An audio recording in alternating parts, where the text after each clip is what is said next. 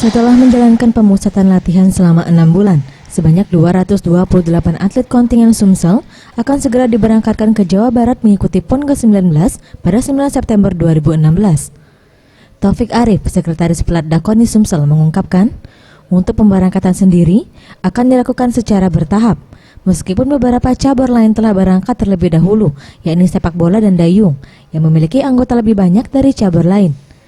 Dari hasil tes kesehatan yang dilakukan beberapa waktu lalu, seluruh atlet PON Sumsel layak dan dinyatakan sehat untuk bertanding.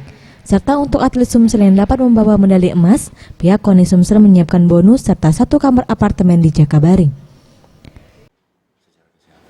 Tapi alhamdulillah 228 atlet itu sampai saat ini, ya alhamdulillah mereka dalam kondisi baik, sehat dan siap tempur.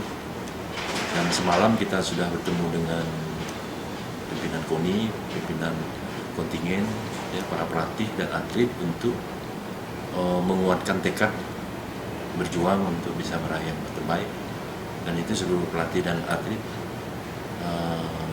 dan pimpinan KONI sudah menyatakan akan ada bonus bagi meraih emas dan juga dapat apartemen. Nah, itu pengumuman yang sudah dilemparkan oleh pimpinan ketua harian kita.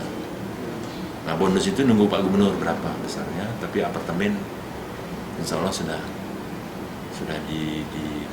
di-clear ya, sudah diputuskan dan sudah dikomunikasikan dengan atlet dan pelatih.